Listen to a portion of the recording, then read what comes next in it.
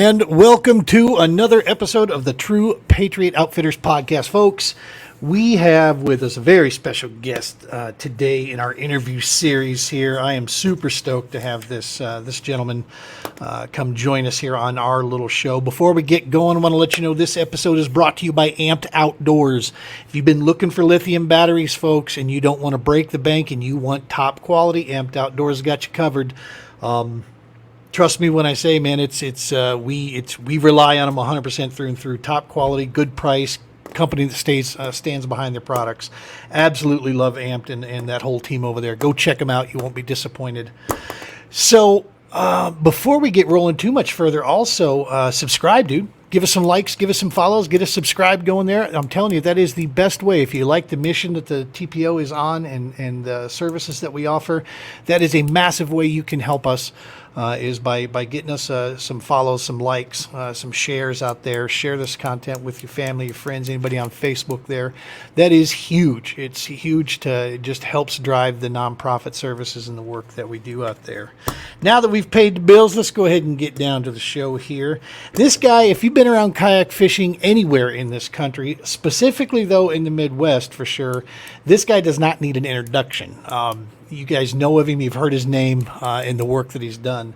The man, the brains behind KayakJak Outfitters and Fishing Guide Service, Mr. Marty Hughes. Marty, welcome to the show, my friend.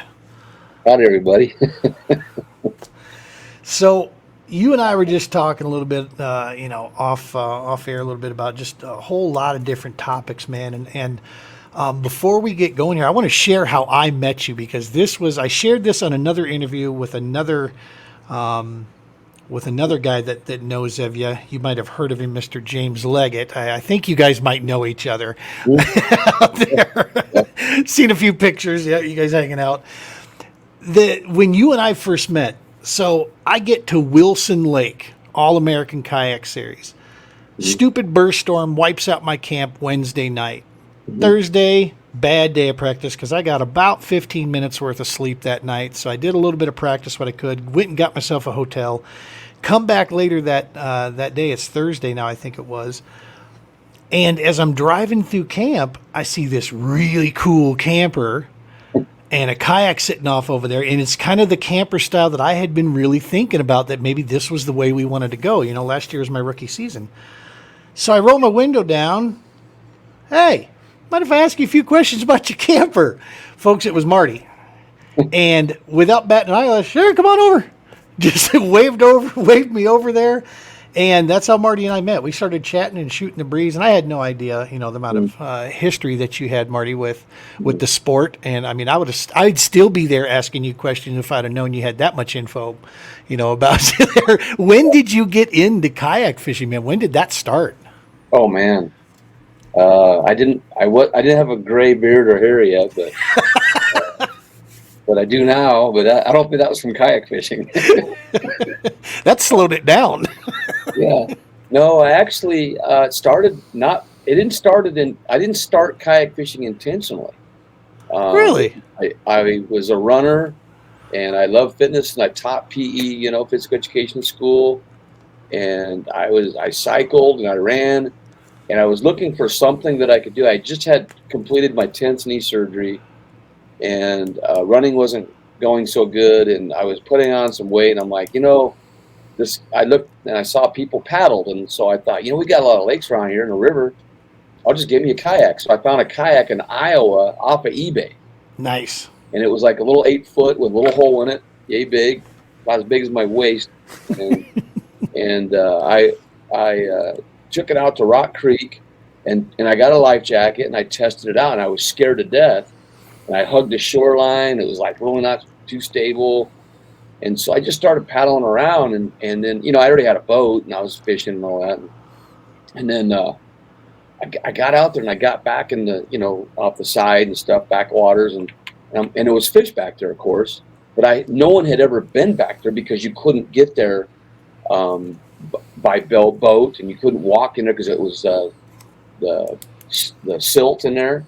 Right. And I was seeing some big bass and pike and everything in there, and I'm going, I'm gonna get my pole. So I got my pole. First tug, it was over. I was kayak fisherman. Nice. And each of us has our own story, how we started. And like I said, mine wasn't intentional. And, Chad Hoover's got an incredible one too, if you ever have him on how he started.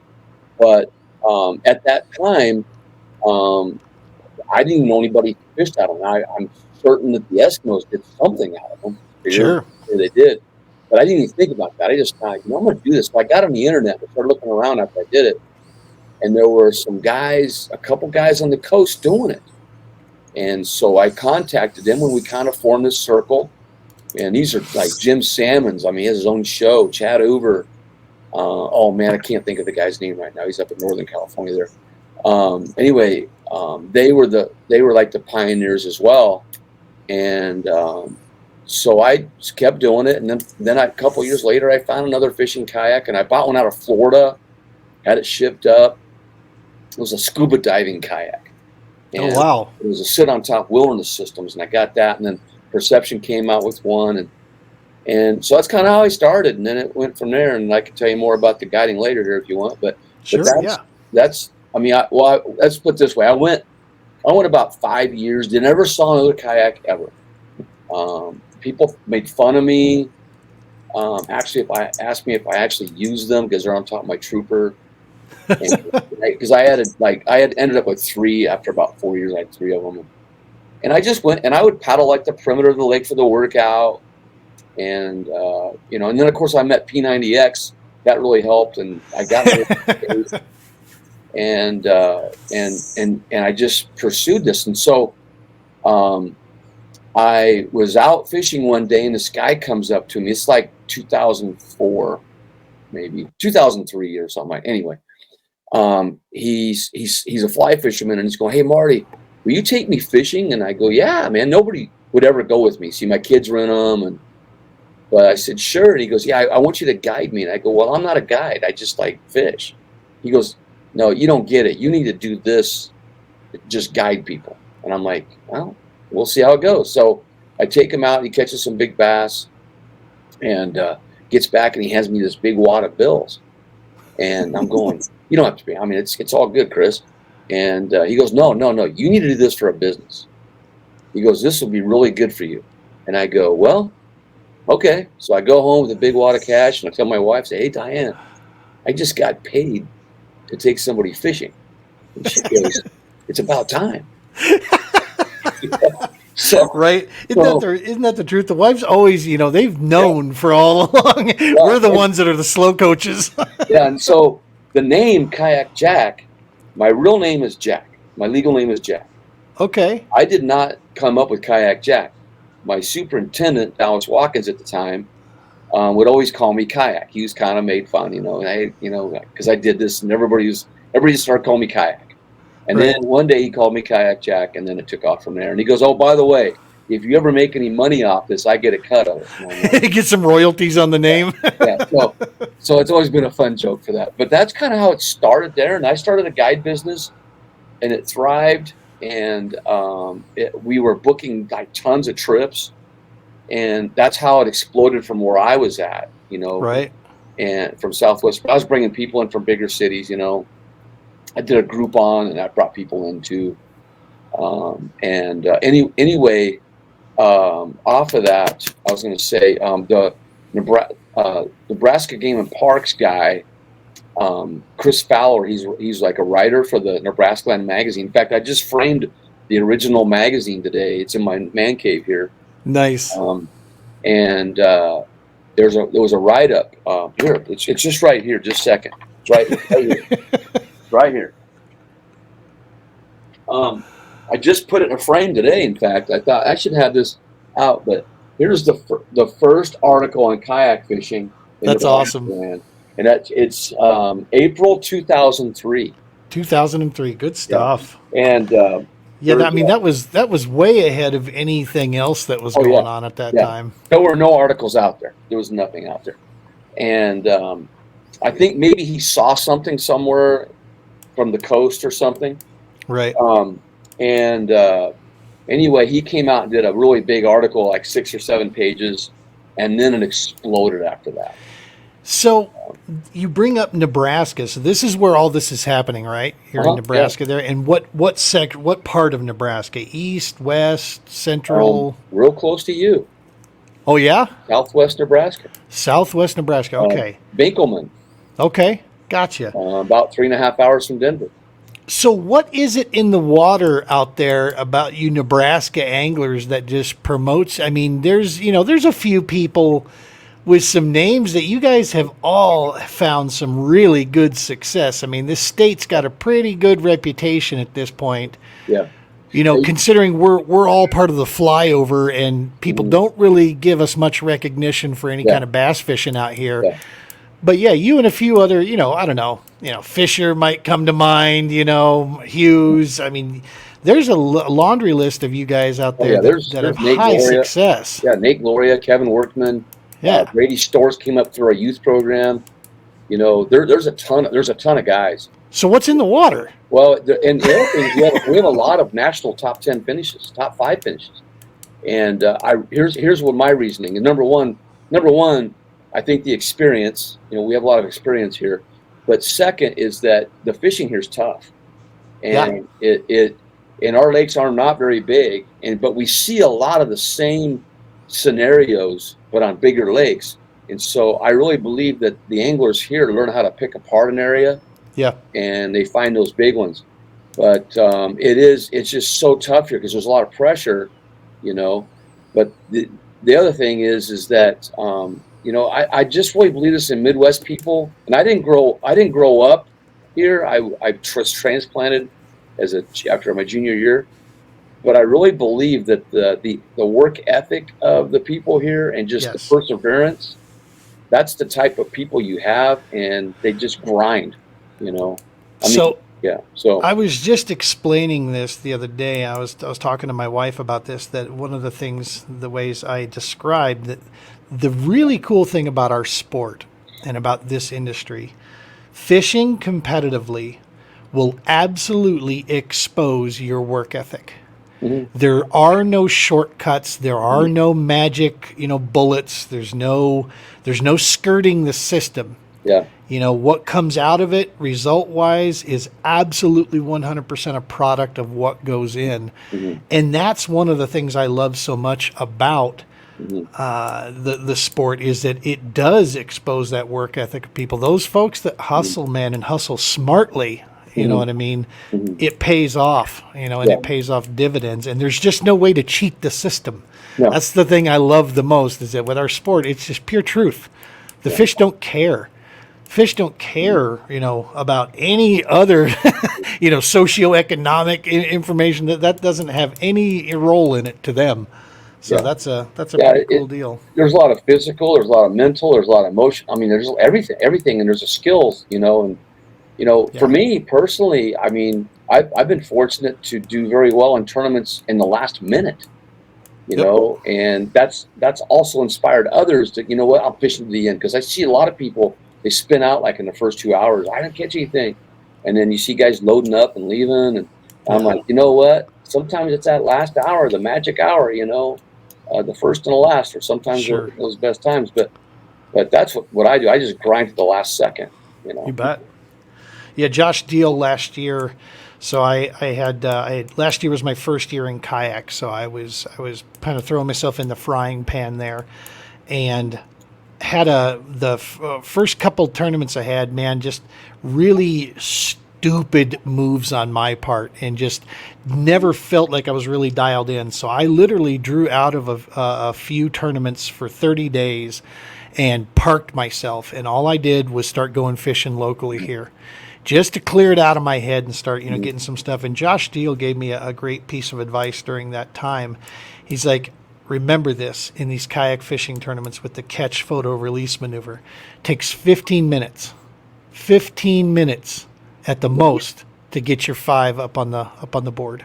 Mm-hmm. So just remember that if you got 15 minutes, you can still get a limit. Mm-hmm. It's there.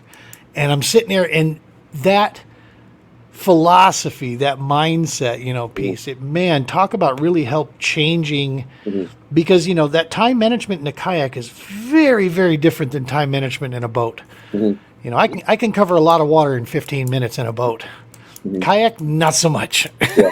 You know? I mean, So yeah, it's just like last fall in the national championship on Kentucky Lake Barkley.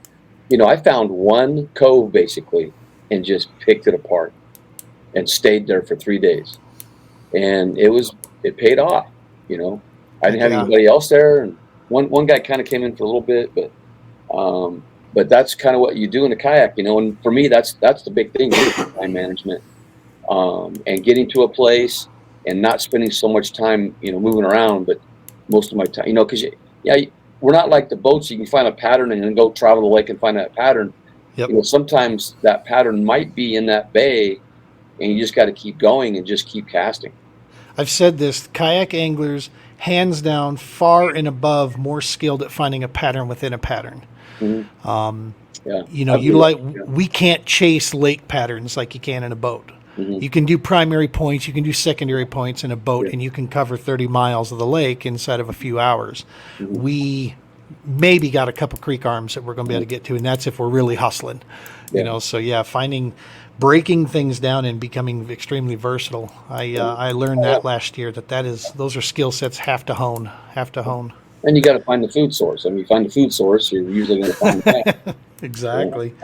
So, before any of this, were your previous career, we were just talking about this, I was, it wasn't your office, but a guy or a gal that had the same job as you, I was in their office quite a bit. You were a school principal. Now, was that at high school, middle school, elementary, what level? I was grade 6 through 12 principal. Gotcha. And so the fun years. Right. And I finished my career during this pandemic thing. It's like, man, wow. It was were cool. you guiding as you were also a principal at the same time? Oh yeah, I was guiding and fishing and everything. Yeah. That's awesome. Yeah. See, now if I would have had a principal like you, I could have broke bread with you then as a kid. Yeah. I had a kid up there at that seminar this past weekend, and he says, Mr. Hughes, he was telling people I used to go to Mr. Hughes' office just to talk about fishing. Exactly. The only paddles the principal I had that they carried, they used it to whack my butt with when I got in trouble back in those days. That's the thing. The approach that I took, Gene, was that a kid comes to me, gets sent to me to talk to me, and I'm like, so I start talking. I just start asking questions like, where do you live, and what do you like to do, and hey, you've ever been fishing? And they start talking about it, and pretty soon they'll go, hey, Mr. Hughes, I thought I was in trouble. I said, we'll get to that later. And so I just built that relationship up, and then, it was all good. And then they go back to class, and teachers say, well, how'd it go? Well, we just talked about fishing, and then they get mad at me. Sometimes, but the problem wasn't with me; it was with somebody else, and so you had to figure out, and dig a little deeper and find out what that was. And for me, the key to my success in education, which lasted 40 years, by the way, was the relationship part and building strong, positive relationships with kids and people, and a lot of the fishing part of it saved a lot of kids for me. Absolutely. And there's still, like, I just hauled 4 boys up to Omaha or Council Bluffs this past weekend that I had here, and they had a great time. Awesome. Well, that's one of the things that we talk about all the time. The community of kayak fishing is so phenomenal, man. Across the board, everywhere I go, the community of kayak anglers out there is just a really cool dynamic and just interesting folks that the majority tend to be very giving and very, willing to do this. It made the perfect marriage for the True Patriot Outfitters and the fishing piece, as we use it as a medium of recreational therapy.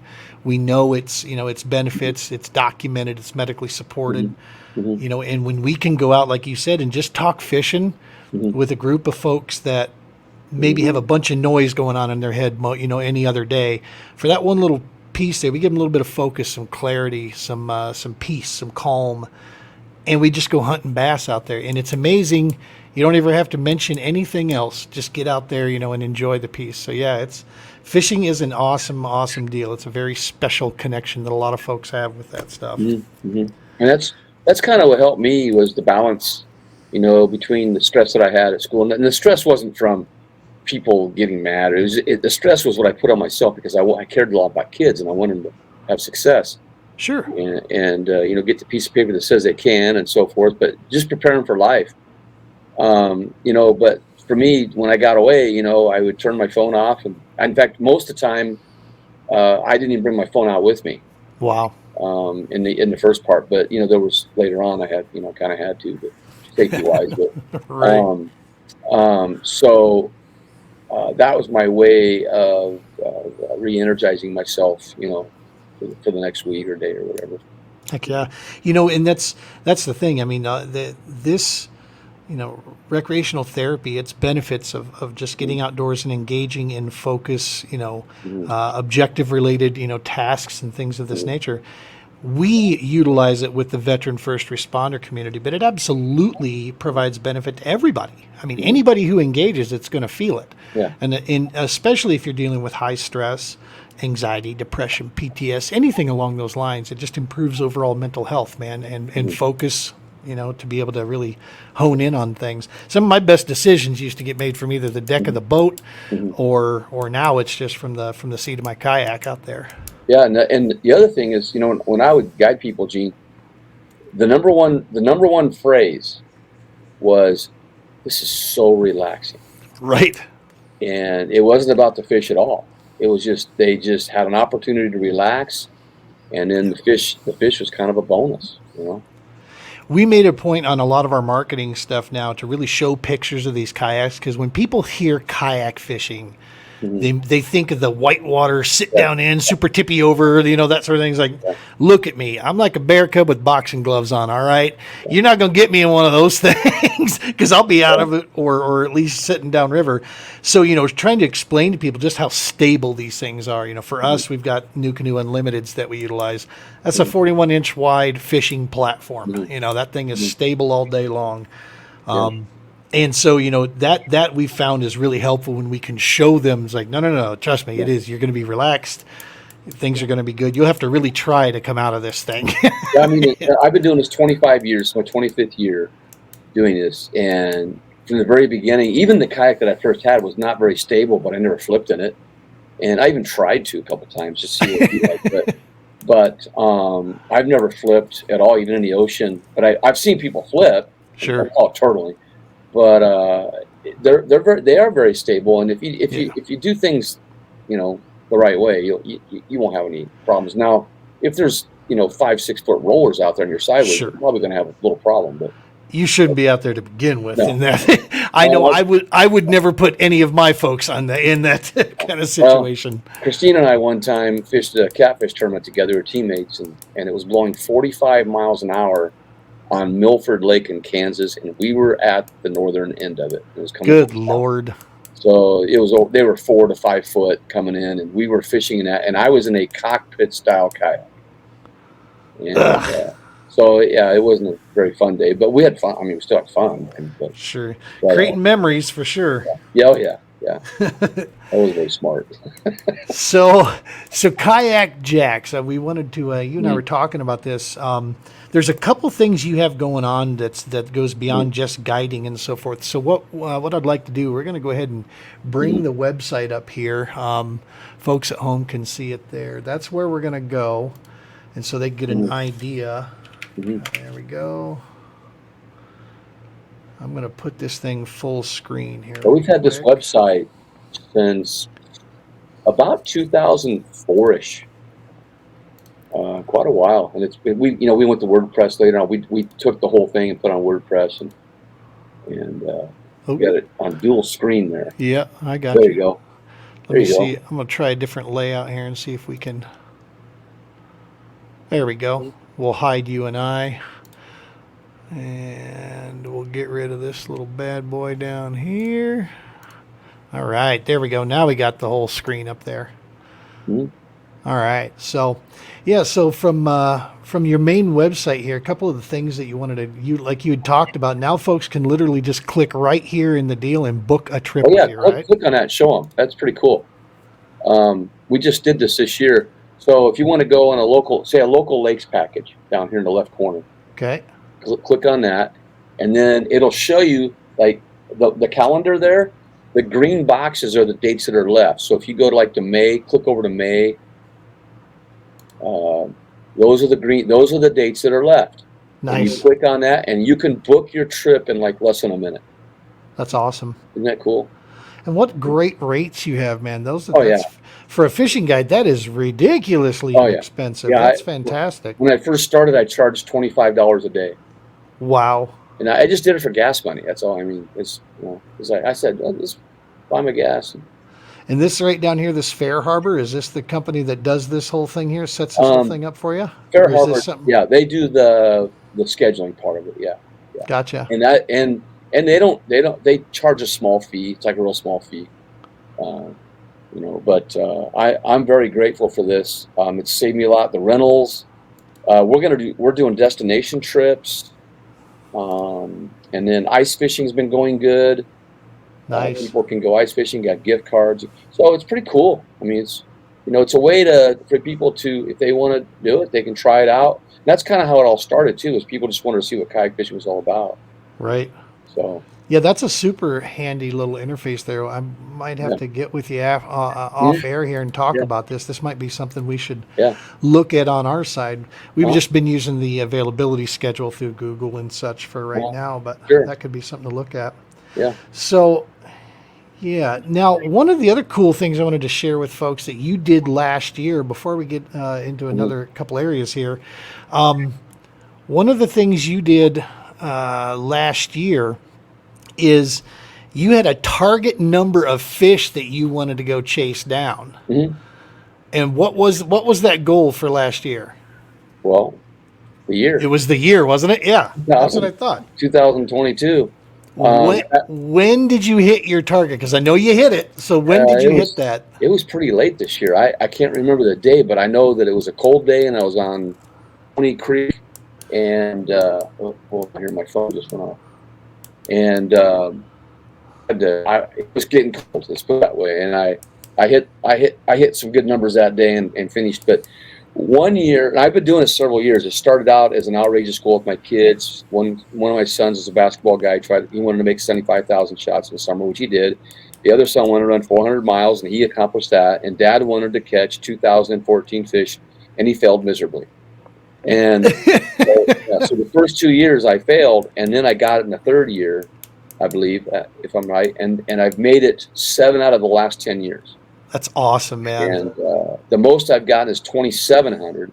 This year my goal is 2023, but I'm going to shoot for 3,000. Wow. To see if I can get it. But it's what it is it's an inspiration for setting an outrageous goal, and the other thing is daily repeated habits. Yep. Daily repeated efforts. That's how we accomplish things in little small, like sometimes I might catch 1, sometimes I might catch 30. I average about 140 trips a year the past 10 years. And so I got to average about 15 fish a trip, which is pretty tough to do. Yeah. Consistently over and over again. You bet. Yeah. So that's kind of how that went. And people love me when not love me. They love the fact that I post the number that I have at the time, and like how many you have, and that kind of thing. So it's kind of a fun little thing I've done every year, and I'm going to keep doing it as long as I live. That's awesome, man. Yeah, that was super fun to watch you this past season. Watch those numbers click off each morning with some coffee. I'd sit there and scroll through, and it's like, where's Marty's post there about what number he's at? Well, one year I had to go out on December 31st through the ice and got 41 green sunfish that day. Wow. On the last day. I was fishing for crappie in a blizzard one time. That's dedication, man. Kind of finish it. And any fish I catch counts. So that's how awesome. I do it. So let's go back to the website here. One of the cool things that I wanted to show folks when we go to the About Us, tournament and events here. Yeah. You've got a lot of cool things. So you don't just list your stuff. No. You're also listing everybody in the Midwest, the stuff that's going on out here. Yeah. But one is the youth involvement that you have, obviously being very close to your heart, with that. Mm-hmm. What are we looking at here? So at the top you have the tournament, June 24th there, right near the top, and then where your arrow is our Monday Night League. Now, nobody does this that I know of. And that is, we have a Monday night league where 2 kids are on a team, or Okay. you can have an adult and a kid on a team, but you can't have 2 adults. Gotcha. And so, and then you get AOI points for it. So like Very cool. if Johnny and I fish and we get first, we get 100 points. We each get 100 points for our division.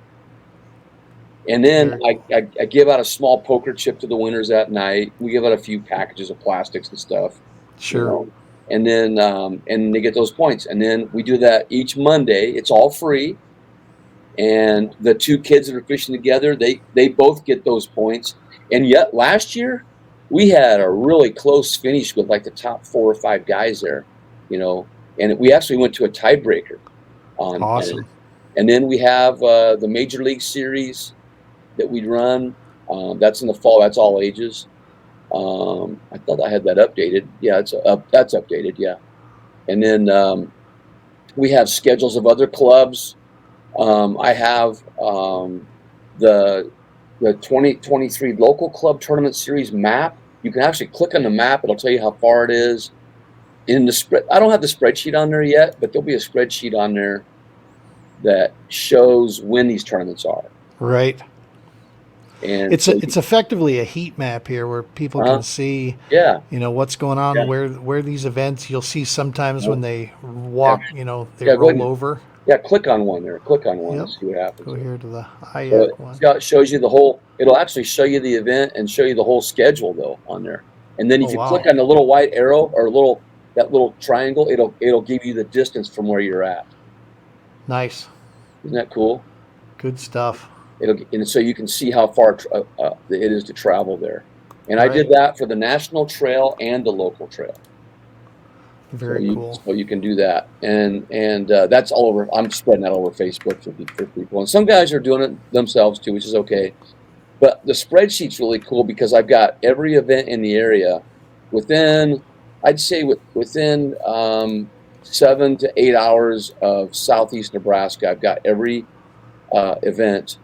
And just 5 years ago, there was less than 8 events. I'd say there was right, and now there's almost 200 events within this 7-8 hour radius here. Yep. Yeah, man, it is super cool to see the sport, how it's just exploding, how it's booming up. We're pretty excited that we're going to be aligning up with the All-American Kayak Series. The TPO is going to be, during the tournament season, we're going to kind of be the official broadcast for the All-American this year. Oh, good. Yeah. Yeah, we're super excited with that because I love Josh, love TC, love everything the All-American stands for, and I just, want to see the success for that, really take off. And so it was a no-brainer for us. We're going to be at all but 3 of those events. So it's going to be pretty easy for us to use our platform, to help them out. So that's exciting. I wanted to get in quite a few more, like the kayak ones. I was considering some of those. I was watching you guys out there. The sticks I'd love to go fish with. They just got to start allowing motors, and then I'm in. But that no motor thing, man, it keeps a large group of guys out there out of some of these events. Yeah, I don't use a motor yet. I mean, maybe when I'm 80 or 85, if I'm still alive, I'll use a motor. But.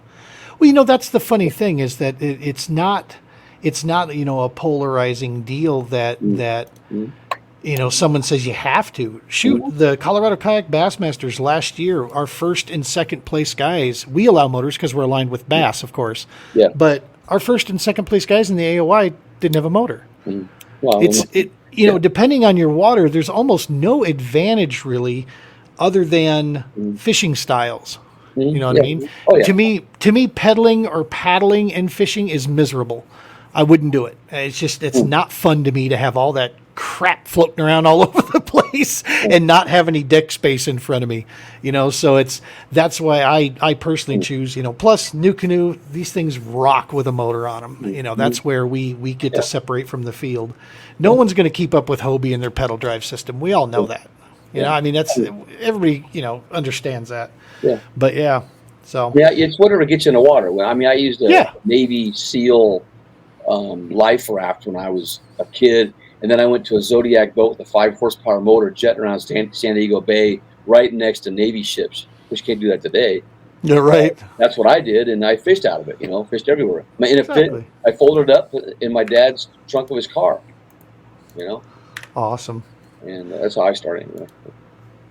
So the last piece here, going back, yeah. So there's all kinds of schedules that you keep out there. You got the club tournament stuff. You got the national series stuff that's listed out there.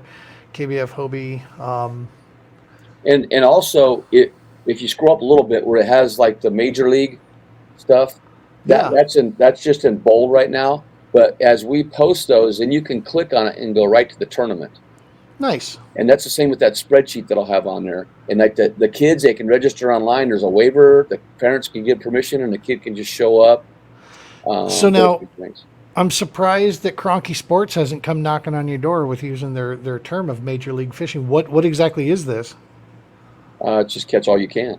Oh, okay. So it's every fish counts type thing? Yeah, nice. We just call it Major League Fishing. Yeah. Nice. No one's came to knock on my door saying, "Hey, you can't do that." So I was going to say, these in our world now, it's like, oh, come on, guys. So that's awesome. So every fish counts, and it's just clicks up there. No minimums on those.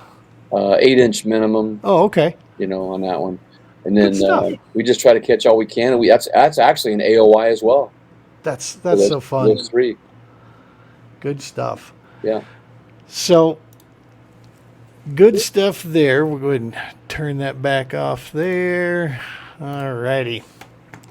So KayakJak.com, folks. That's where you absolutely head out over there, check that stuff out, get the website back up there. Tons of good information out at that website, all kinds of cool stuff. Book a trip in that area. Dude, at those prices, even a guy like me can afford that. So I'm going to have to go book a trip with you out there, man. Yeah, we have fun. I'll bring lunch. There you go. We actually have one that's not on there called the Principal Palooza, where a bunch of retired guys we get together. It is a blast. There's no alcohol or anything like that. It's just we bring some food and fish and then we have a guy. There's 3 of us basically that are kind of the starters of it. And one of them's called the Admiral, and named David, and Gary, he's the captain. And they came up with a name for me. I think it was 2 or 3 years ago. They call me Dono. Dono. DONO, and I'm like, guys, what is that? They go, you are the director of naval operations. So they did this deal with their paddles and everything. They're really cool guys, and that's awesome. Then we have that scheduled for my birthday this year, May 29th.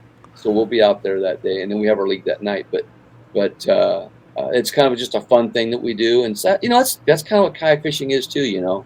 Right. Having those kind of fun events. And, we started out, I had a tournament in 2004, I believe, at 12 people, and 2 of them my kids. And the money when we first ran these tournaments, the Kayak-A-Palooza and so forth, all that went to the Heroes in the Water, and we gave away kayaks. But all the entry fees went to the Heroes in the Water program.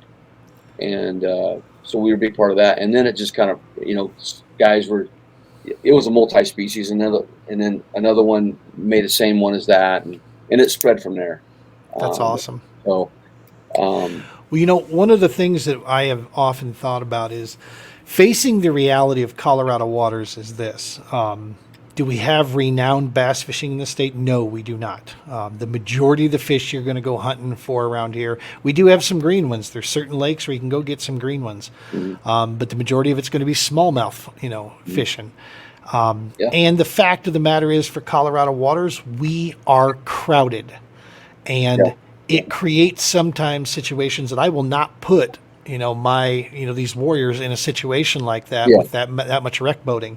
So I actually, for some of our mini retreats, I've actually considered stretching over to like Red Willow or, some of those, closer, maybe even McConaughey for that matter, because it's my understanding that one side of McConaughey doesn't have near the wreck boaters on it, and it's definitely more fishing over there.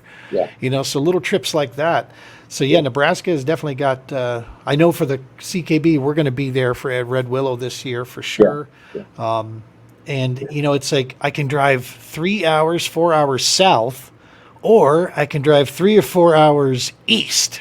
and get on the green and brown fish. Yeah, You the thing about I fished red willow a lot, back in the day, and there were times like on a weekday that I'd never see anybody. Wow. Back then. Now fishing's way more popular now than it was. Yeah. Yeah. But now when I go out there on a weekday, 3 or 4 people. Sure. Now, even Saturdays it wasn't that crowded. I was going to say it's not a crowded area of the state. No. There's not. North Platte's the closest big Yeah. city. Yeah. McCook, I think, is probably the closest city, over there. Yeah. And super friendly people, man. I've stayed in McCook the last year when we went to Swanson. I stayed there, and then I stayed there for the Red Willow event. Super friendly folks around the town. Good choices for food, great prices on hotels and such. Yeah. We thoroughly enjoyed. It's kind of a little diamond out in the middle of nowhere type thing. Yeah. I'm going to tell you one place to go eat though. Oh yeah, Luke Brewery. Yes, best pizza, man, anywhere. So the whole CKB went there for our anglers meeting, if you will, the night before. Yeah. Like we were talking, that's one of the cool things with that community, man, is even with CKB, which, there's some hammers that are in that. Everybody that gets in one of those events usually has a fair shot at winning that event. Yeah. It's some pretty serious, but everybody's so freaking friendly. Yeah. And we all hang out the night before the event. We know we're going to try to take each other's money the next day, but but prior to that, man, it is just super cool, the community piece with that for sure. Mm-hmm. So before we wrap down through this, I wanted to talk a little bit about your kayak fishing resume. We've talked about the careers and all that good stuff. One of the things that really struck me, man, is that dude, you've rubbed elbows with and fished at some of the highest stages our sport has to offer, and you've done very well at these locations. Yeah. That's a it's no small feat. It's not an easy accomplishment because, like we've said before, this kayak anglers are dialed in, man. And when you get up to that higher, that national stage that you've batted on there, that's got to feel good to be able to hang with those guys and sometimes outshine them, in many cases. Talk to me a little bit about some of that high end experience that you've had out there. Sure. Yeah. The one thing is I have not had the opportunities to fish as much as I'd like to at that level. Sure. When I go out, I'm at school and I'm going, oh man, I could be at that event. I could be fishing that, and not that I would do very well. I don't know, but I just know that there were times that I had to drive all night to get to the boat ramp at the starting time, right, for my job, and I made that commitment, but the feeling of it is, first of all, to me, they are events, and it's where a lot of people from across the country get together. Sure. And they're very, very competitive, of course. But at the same time, you sit down and eat with them. You're like, oh man, this guy's really cool. Or this guy's cool, Yep. But to get on a stage, so to speak, at that level, maybe a top 10 finish is like phenomenal feeling. Yep. And we in 2019 we won the Team Cup. That was cool. Correct me if I'm wrong here, because I see a bunch of stuff. Was Joshua Booth on that team with you? Yeah. Yeah, that's what I thought. You guys were on the same team. Yeah, we had just some 5 regular guys got together from Midwest, and everybody had these title sponsors, and we had KayakJaks. They were like, "Who's that?" and we the day one we were in second, and then we had some momentum going, and then day 2 we ended up winning by, I think, 7 inches maybe. That's awesome, man. Oh yeah, Josh got a big one. He got a 20, almost 21 something. I think that was at Caddo Lake, and we were very fortunate in that. And there was some really good anglers there. Yeah. At that, and it's I don't know if you can say it's diluted, but there's just so many good ones out there. Basically, there's like 3 national trails, maybe a 4th one coming up, and you can fish any way you want. And the Hobie's probably the toughest to get to the top 50. Sure. And I tried once, and I wasn't able to fish in very many events, and maybe one a year, and not this year though. The plans are, knock on wood, to try to hit some of the Hobies, Bassmaster, and I've already qualified for the KBF, so I'm not really concentrating on that right now. But I'm going to get out and go. In fact, March 1st, I'm going 18-day trip Going to hit Gunnersville, swing over to Caddo, and then over to Lake of the Pines. So this is awesome, man. Our trails are gonna cross because I too am heading to Gunnersville for the bass, and then I'm staying over for about 5 days or so in Alabama because that's the headquarters of the Romans Warrior Foundation. So I'm going to stay there and see the family down there, the RWF family, and then I'm going to be on my way right to Lake of the Pines then, because we're actually going to fish. Compete for AOI and Bass and All American this year, so we'll be hitting I'll be on 3 of the Bass events, I think. Yeah, and but, the thing is, you get to those pinnacle events, and it's just it is a different level. It's kind of like I like high school, like you're playing your basketball games, and then districts is kind of really big, And then you get to state, and it's just like a whole different world. Sure. Because my son, he played in they won 2 state championships here, and it's just wild how your conference is kind of really big, but then districts, like people come out of nowhere, and at state it's like this, you got 8,000-10,000 people in there, cheering you on, and pretty cool. I'll tell you, last year at Pickwick, the day 2, I'm in some unexplored water. I just decided to try something completely different because day 1, kind of squawked on me. I knew I didn't have much of a shot of anything, but day 2, I take a shot and I go into this one area, and I had been looking for a certain type of structure setup of a certain type of healthy grass that had some current on it, and I was not finding anything worth a dang till this day. I land on this thing just as the sun's coming up because I had my side scan on, and I could see that I was going through like this field of grass, and I'm like, is that clean grass? Because it's got a decent current on it here. So I kind of slow up, and we're not lines in yet. So I reach my hand down in, and I grab some of the weeds that are trying to top up, and I pull my hand back up, and it's clean. And I'm like, oh, sweet. So I find this big grassy flat, right? I'm fishing it. Well, next thing you know, there's this bass boat, and he's creeping in on me, and he's behind me. I'm the only guy in this area in a kayak here, but there's this bass boat that's kind of creeping up behind me type deal. And there's a guy in a trolling motor, and he's just watching me. And I'm like, what are these clowns doing, man? So I'm getting a little territorial, and the guy yells over to me, having any luck yet this morning? And I look back at him, and I'm thinking, how do I answer this? I'm like, yeah, a little bit. There's a couple. He's like, sweet, man. If I get too close, just tell me. We're the media boat for bass, so we're just going to get a couple pictures. And in my head, I'm like, a media boat? I was, we weren't used to that, because on the kayak side of things, that was really cool that Bass had, that kind of coverage for our sport. Got some fantastic shots, shared with us and given to us. So you're right, man. When you get up to those higher levels like that, it's, it is, you're still going to fish kind of the same, but all of a sudden now the quality of fish that you have to find, goes up because you're going against some killers out there that are not going to joke around. They're going to put 90 plus even on a bad day, type things. So that is super cool. So nationals, you were at the KBF nationals last year, weren't you?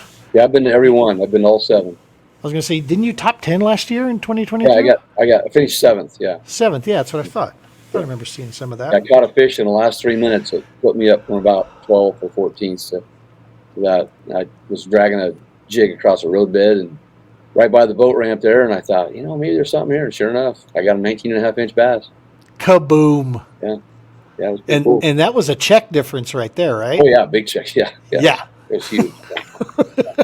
That is awesome. Yeah. Listen, Marty, I can't thank you enough, man, for taking the time out of your busy schedule. We were talking about that. It's supposed to be the off season, but with business and everything else that you got running around, it tends sometimes to be even crazier, during this. So, thank you so much, man, for coming on our little show here, sharing in that the experience piece, and just I guarantee you, man, we're going to have to. I'm going to run into you out there because I think we're fishing a lot of the same stuff this year. So I'm sure I'll see you out there. Yeah. We'll definitely have to. Just look for the square drop camper, man. That's right. Yep. I'll keep an eye out for it. some of the initial ones here, I'm getting lucky. I'm able to share like an Airbnb with a few guys that invited me, so Yeah. I won't have to sleep in my little SUV because we're doing the SUV this year, man. I'm getting smart about it. That's cool. I don't need my big pickup to tug that boat around anymore. So I love my Bass buggy, but we're gonna let her rest. She's got 80,000, and we'll leave it at that. Yeah, I've still got I've got all 3 kayak haulers I've had since the beginning.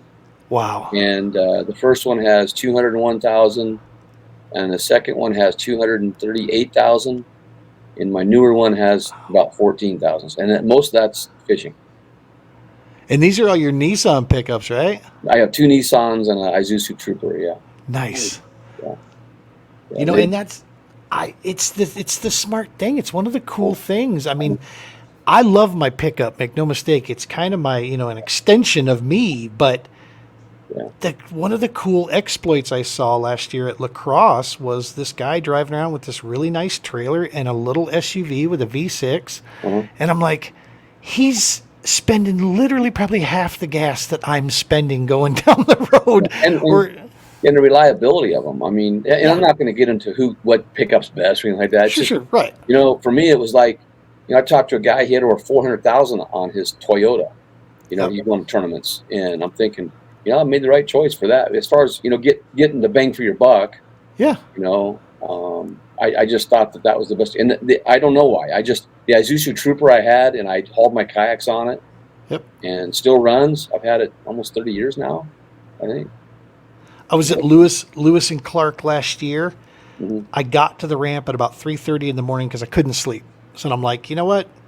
Day one, I'll just go over to the ramp, and if I can grab a few Z's at the ramp, I'll grab some Z's there. I pull in, and here's this dude in a Prius, a freaking Prius, with his kayak up on top of this thing. And I'm like, dude, you are the poster child for kayak fishing right there, because you know how cheap it is that he's buzzing around the country with his kayak? I mean, that is phenomenal. And that's, to me, I think, I should exploit that. I don't need, all the muscle that my big Silverado has. That's whatever works, man. Whatever works. Spencer Jones, he does that. He has a Prius like that. And does that. But sleeps right in it. Yeah, there's a lot of guys that take it. I took the seats out of my Trooper, and I slept in the back. I had a bunk in there. Slept in that. And I slept in my other truck with the topper on it, and had a bunk in there. And now I've got this luxurious square drop camper. I was going to say, you got a kick butt off-road camper. That thing is super cool. Yeah. Good stuff. Well, again, Marty, thank you so much. Just let us know if there's anything we can ever do for you out there. We are consider the TPO is here for you, man, if you ever need anything. Folks, make sure to check out KayakJak's KayakJak's Outfitter and Fishing Guide Service. That's the social media channel right there. Check out the website if you want a ton of information at KayakJak.com. All kinds of cool stuff. Join in there. Help support the work they're doing out there. Thank you, my friend. I'm much appreciated. And everybody out there, remember, tight lines and be safe. Yeah, thank you, Gene. 1, 2, 3, 4. 1, 2, 3, 4. 1, 2, 3, 4. Together.